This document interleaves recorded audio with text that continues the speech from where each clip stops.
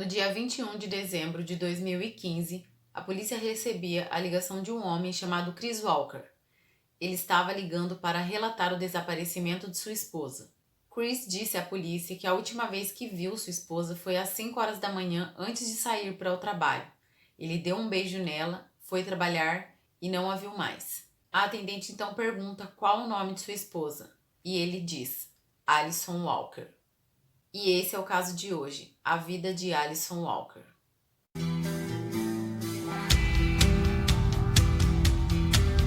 Alison foi criada em Russellville, no Kentucky, uma cidade pequena com muitas fazendas de tabacos e porcos. Uma pequena cidadezinha que, se você viesse de outro lugar, logo você seria notado.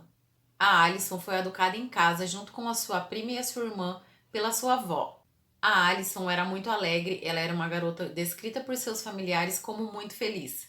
Até para as pessoas que ela não tinha intimidade e não conhecia muito, se ela cruzasse com elas na rua, ela olhava e sorria para elas. Ela era uma moça muito vaidosa e muito bonita. Ela queria cursar a faculdade de cosmetologia. O pai de Alison era pastor e ela era, assim, então, uma garota muito disciplinada.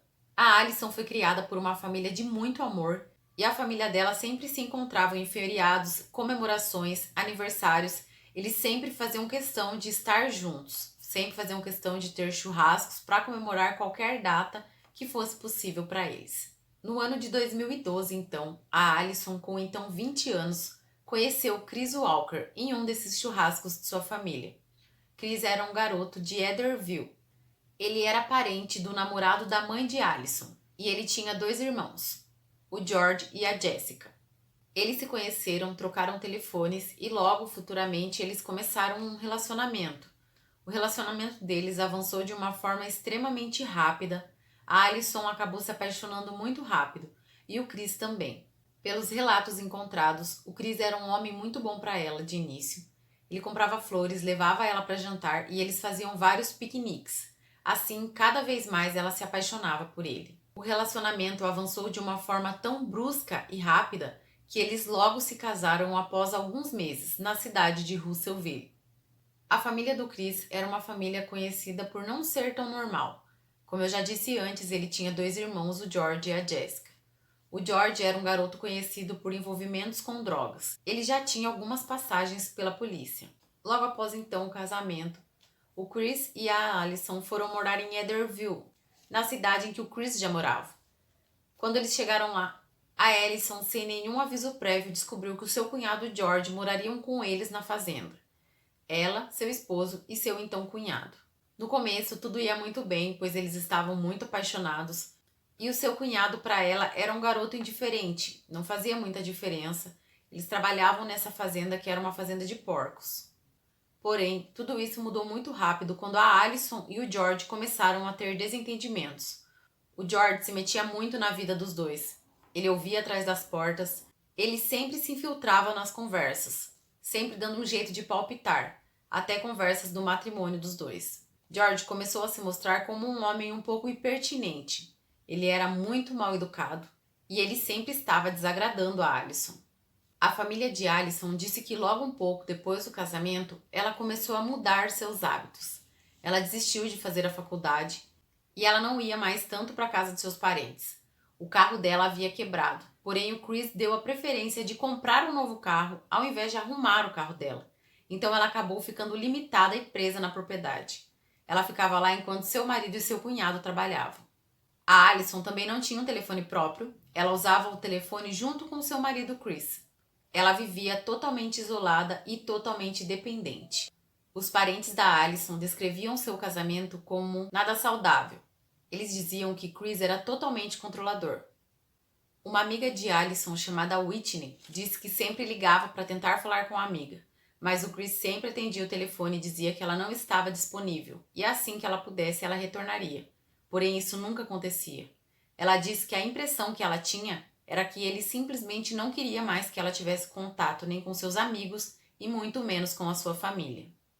Kristen, irmã da Alison, disse que elas foram ensinadas pelos seus pais que casamento é para a vida inteira, a não ser que você seja traído. E ela acredita que seja esse o motivo em que a Alison não desabafava com ela. Na segunda-feira, após o desaparecimento da Alison, o Chris passou o dia ligando para os parentes dela, perguntando se eles haviam visto ela em algum lugar. Ele ligou para a Kristen e para a Kyla, que é uma prima de Alison.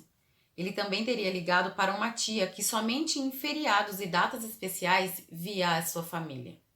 A Kirsten, irmã da Alison, disse que foi nesse momento que ela percebeu que algo de muito estranho estava acontecendo, porque essa tia em que o Chris ligou raramente ia para a cidade. A Whitney, amiga da Alison, disse que quando ela descobriu que sua amiga estava desaparecida, o seu coração quase saiu pela boca. Ela disse que a Alison não era esse tipo de pessoa. Ela jamais sumiria sem avisar qualquer um. Ela não faria isso. Ela disse que cada hora que passava, ela ficava muito mais agoniada. Os amigos e a família da Alison ficou em contato o dia todo com Chris, perguntando se ele já teria ligado para a polícia, se ele teria alguma outra notícia dela, porém ele somente respondia com uma palavra: não. Essa era a palavra que Chris usava para responder à pergunta de familiares e amigos que estavam preocupados. Ele não demonstrava preocupação, e assim acabou que todas as pessoas começaram a achar tudo muito estranho. Chris então ligou para a polícia às 9 horas da noite depois de muita pressão da família de Alison. E a polícia informou que não poderia fazer nada até 24 horas após o desaparecimento.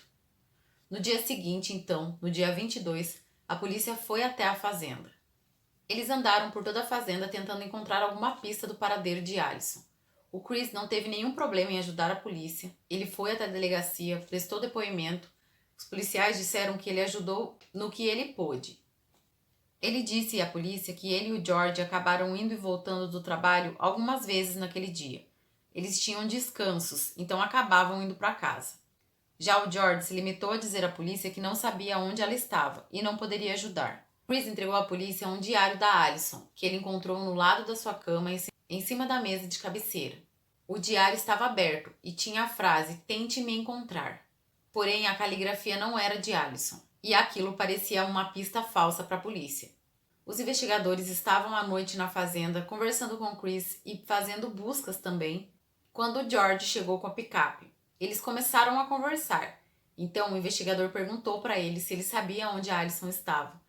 George responde que não sabe onde ela está. Então o policial enfatizou mais com a sua pergunta e perguntou para o George onde ela estava. Se ela estava perto da casa. Ele respondeu que não sabia onde ela estava e que esperava que ela estivesse bem. Ele disse que não fazia nenhum sentido ela ter sumido assim. Em algum momento dessa mesma conversa, após algum tempo de conversa com os investigadores, o George diz aos investigadores que acredita que eles teriam que procurar mais perto do rio. Mais precisamente, o George diz à polícia que eles precisam procurar ela no Rio Vermelho, que é um rio que ficava muito próximo à casa. Os policiais perguntam para o George por que ele acha que eles teriam que procurar ela no rio, e ele simplesmente se limita a dizer: "Um passarinho me contou". Após essa declaração, os detetives então levaram o George junto com eles para procurar no Rio Vermelho.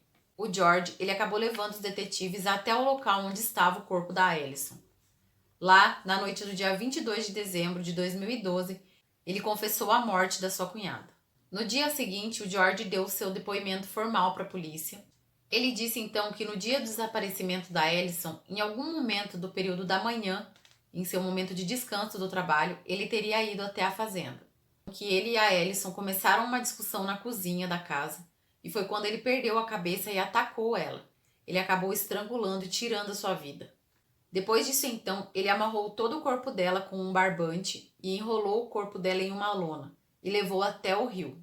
Quando os policiais detetives perguntaram qual a motivação do crime, o que teria acontecido para que ele tivesse feito isso com ela, ele somente disse que ela acreditava na coisa errada.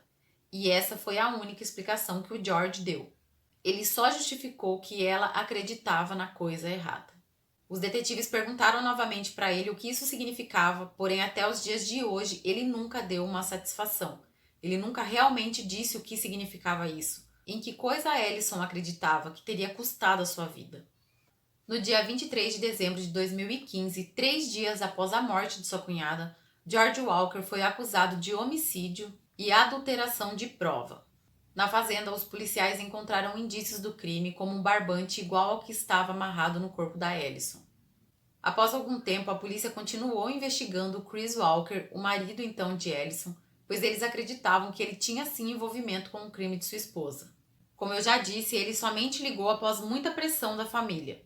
A prima de Allison, Kayla, ela disse que ele estava muito calmo e ele aparentava também estar apreensivo em ligar para a polícia.